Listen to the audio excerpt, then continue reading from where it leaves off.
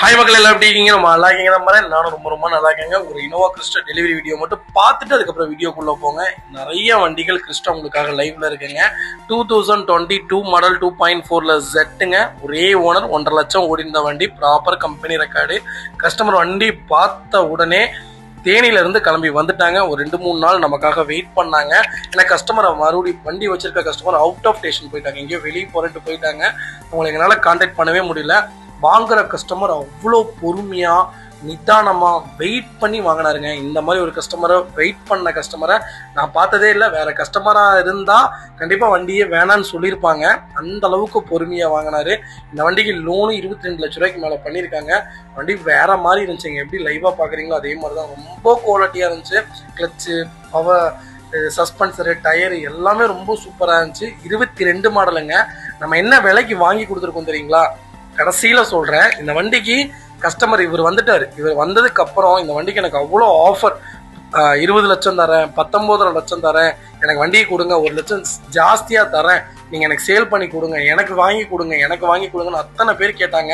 ஆனா கிளைண்ட் மேல வச்சிருக்க நம்பிக்கையில இந்த கிளைண்ட் எனக்கு 1 ரூபா கூட அட்வான்ஸ் பண்ணல.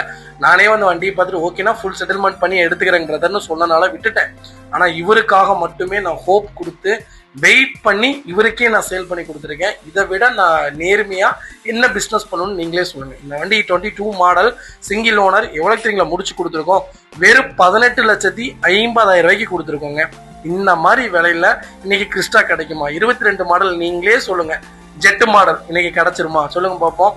20 லட்சம் தர்றேன், அதாவது 1.5 லட்ச ரூபா ஜாஸ்தியா தர்றேன், வண்டி எனக்கு வாங்கி கொடுங்கன்னு சொன்னவங்கள்ட்ட இந்த வண்டி எவ்வளவு கொடுத்துருக்கோம்? வெறும் 18 லட்ச ரூபாய்க்கு கொடுத்துருக்கோம். அப்ப நான் எந்த அளவுக்கு நேர்மையா இருக்கேன்னு பாருங்க. என் கோபம் ஏன் சரிங்கிறதையும் பாருங்க. உங்களுக்காக தானே எவ்வளவு ரிஸ்க் எடுக்கிறேன். எனக்கு லாபம் தானே.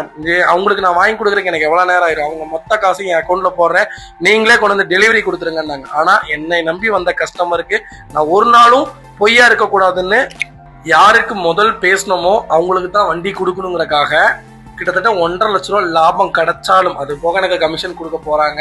இதெல்லாம் இருந்துமே யார்கிட்ட முதல்ல பேசணுமோ அவங்களுக்காக நம்ம நேர்மையா நியாயமா இருந்தா, அதாவது தொழிலுக்கு நம்ம கரெக்டா இருந்தா தொழில் நம்மளை வளர்த்துன்னு சொல்லுவாங்களே, அந்த மாதிரிதான் நான் உங்களுக்கு நேர்மையா இருக்கு. அதே மாதிரி நீங்களும் நீங்க சொன்ன வாக்க தயவு செய்து காப்பாத்துங்க. நிறைய கிளைண்ட் எனக்காக நிப்பாட்டுங்க, அட்வான்ஸ் பண்றீங்க, அப்புறம் ஒரு 5 நாள் 6 நாள் கழிச்சு வேற எதுக்கும் சர்க்கிள் இருக்கு, அங்க இருக்கு, இங்க இருக்கு, உங்களால முடிஞ்சா மட்டும் பண்ணுங்க, இல்லாட்டி விட்டுருங்க. நான் வேற பக்கமாவது பிசினஸ் பண்ணுவேன்.